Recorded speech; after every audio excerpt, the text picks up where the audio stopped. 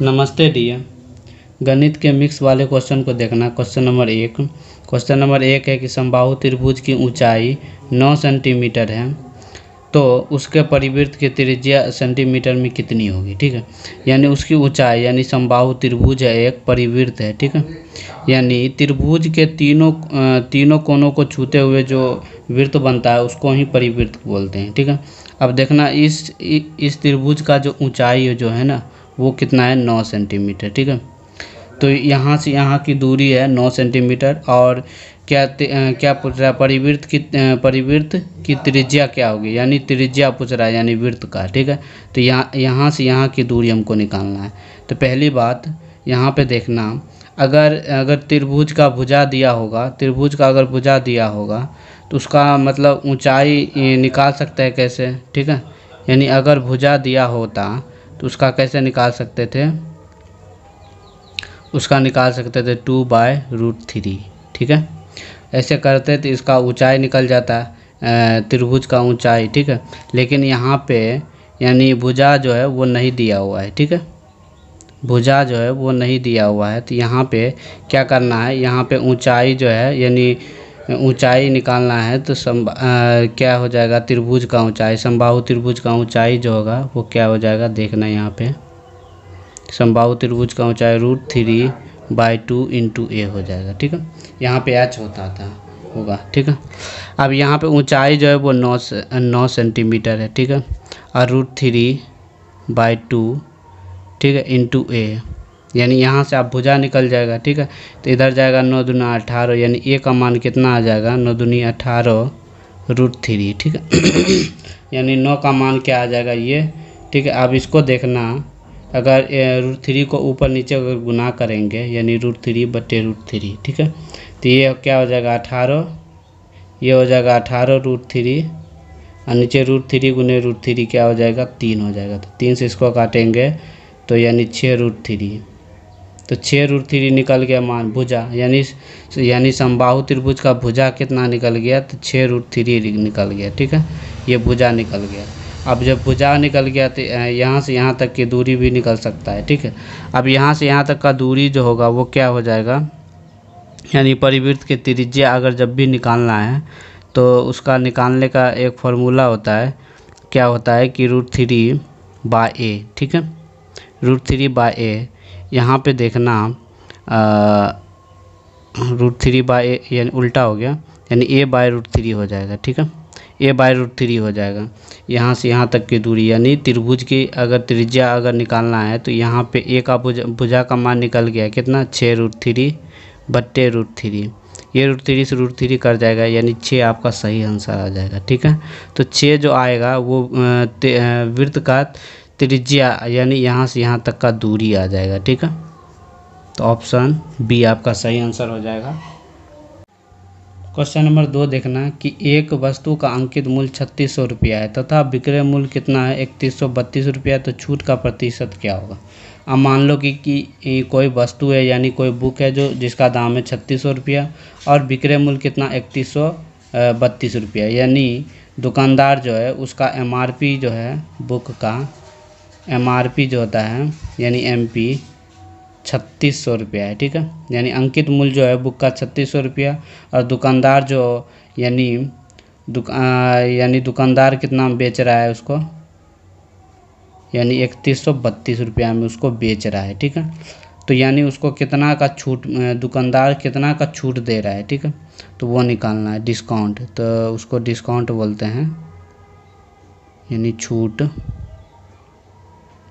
छूट अगर निकालना है तो क्या करना है, 3600 में से 3132 को घटा देना है। घटाएंगे तो ये 8 बच जाएगा, ये 8 बच जाएगा, ये कितना 9 में से 3 गया तो यहाँ पे 6। ठीक है, अब ये 5 बचा, 5 में से 1 गया तो 4। ठीक है, तो कितना आ गया छूट, यानी 468 रुपया का छूट दिया।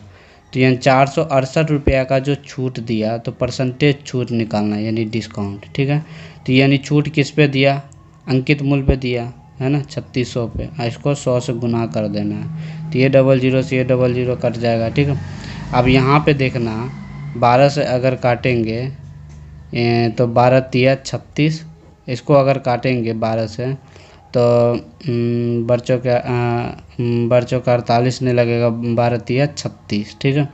तो यानी 12 तिया 36 लग गया। तो अब कितना बच गया, तो 12 नमा 108, ठीक है। तो 3 से इसको काटेंगे तो 13 आ गया, ठीक है। तो 13% आपका क्या निकला, छूट निकला, यानी दुकानदार जो है वो 13% का छूट दे रहा है। अब क्वेश्चन नंबर 3 देखना कि x का 90% बराबर है y का 40%, ठीक है, तथा y बराबर x का a प्रतिशत है, तो a का मान बताए, ठीक है। तो बहुत ही सिंपल क्वेश्चन है, यानी x जो है, यानी ये x का 90%, ठीक है, बराबर है y का 40%, यानी y का कितना 40%। अब देखना दोनों में ही प्रतिशत है, तो प्रतिशत से प्रतिशत कट गया। अब 0 से ये 0 कट जाएगा, तो ये क्या आ जाएगा 9x बराबर ये 4y, ठीक है। तो यानी यहाँ पे x बटे y का मान निकल जाएगा, यानी x बराबर 4 और y बराबर 9, ठीक है। तो यानी दोनों का मान निकल गया। तो अब क्या करा है, y बराबर x, यानी y बराबर जो है वो x का a प्रतिशत है। तो a प्रतिशत का मतलब 100 होता है नीचे में, ठीक है। तो यही चीज़ है, ठीक है, इसको ही किए, ठीक है। तो अब देखा y जो है वो कितना है 9, अब ये x जो है वो कितना है वो 4, तो 4 का a प्रतिशत है 100, ठीक है। इसको इससे काटेंगे तो 25, ठीक है। तो a बराबर अब निकल जाएगा, यानी 25 को अब 9 से गुना हो जाएगा, तब a का मान निकल जाएगा, यानी 25 गुने 9, 25 गुने 9 करेंगे तो 9 पचे 45 का 5 हाथ में 4, 9 दूना 18, 18 4 22, ठीक है। तो ये 225 आपका सही आंसर हो जाएगा, ऑप्शन सी, ठीक है। चलेंगे आप क्वेश्चन नंबर 4 पे। देखना आप क्वेश्चन नंबर 4, क्वेश्चन नंबर 4 देखना। क्वेश्चन नंबर 4 है कि 3 संख्याओं का योग 162 है, यदि पहली संख्या और दूसरी संख्या का अनुपात 5:7 है तथा दूसरी संख्या और तीसरी संख्या का अनुपात 5:3 है, तो दूसरी संख्या क्या होगा, ठीक है। तो देखना इसको, यानी पहली संख्या अनुपात दूसरी संख्या, ठीक है, पहली संख्या और दूसरी संख्या का अनुपात जो है ना वो कितना है 5:7, और क्या है, और जो है और है दूसरी संख्या और तीसरी संख्या का अनुपात, ठीक है, दूसरी संख्या और तीसरी संख्या का अनुपात 5:3 है, ठीक है।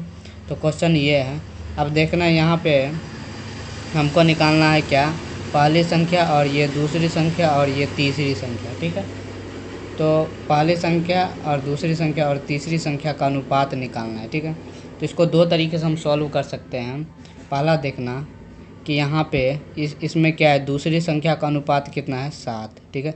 इसमें देखना है कि दूसरी संख्या का अनुपात 5 है, तो हम क्या करना है, इस दोनों डिजिट को बराबर कर देंगे। तो क्या करना है, इसको अगर इसको 5 से गुना कर दिए, अगर इसको 5 से गुना करेंगे, अगर इसको 3 से गुना करेंगे तो क्या हो जाए, इसको 7 से गुना कर देंगे तो क्या हो जाएगा, ये 35 हो जाएगा, और 7 5 35 हो जाएगा, ये भी, यानी क्या हो गया, डिजिट दोनों बराबर हो गया। उसी तरह इसको भी गुना कर देंगे 5 से, इसको भी गुना कर देंगे 7 से, तो क्या हो जाएगा, तो पहली संख्या कितना हो जाएगा, पहली संख्या ये 5 25, और ये दूसरी संख्या तो 7 5 35, और इसमें भी दूसरी संख्या 7 5 35 है, तो ये 35, और उसके बाद तीसरी संख्या 7 21। तो इस तरीके से भी हम निकाल सकते थे तीनों संख्या का अनुपात।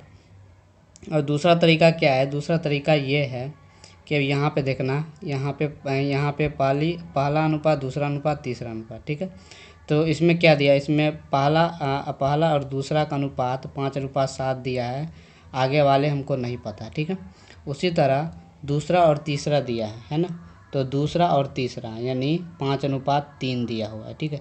यहाँ पर नहीं दिया हुआ, यहाँ पर नहीं दिया, तो यहाँ पे जब कोई संख्या नहीं रहेगा, इसके अगल बगल जो भी संख्या रहेगा उसको लिख देंगे, जैसे कि 7 है तो 7 लिख देंगे, और यहाँ पर भी कुछ संख्या नहीं है तो इसके अगल बगल 5 है तो 5 को लिख देंगे, ठीक है। तो 5 हो गया। उसके बाद ये 5 25, और ये 7 5 35, और ये 7 21, ठीक है। तो दोनों ही कंडीशन में मेरा सेम आया। अब यहाँ पर भी देख सकते हो, यहाँ पर भी देख सकते हो, ठीक है। तो इसको समझाने के लिए थोड़ा ज़्यादा लंबा वीडियो बन गया, ठीक है। तो कोई बात नहीं। अब देखो तीनों संख्या का अनुपात निकल गया, तो आप ऊपर में कह रहा है हेडलाइन में, तो तीन संख्याओं का योग जो है ना 162 है। तो तीनों संख्या को जोड़ देना है। जब 35 और 25 को जोड़ेंगे तो कितना हो जाएगा, ये हो जाएगा आपका 60 हो जाएगा, ठीक है।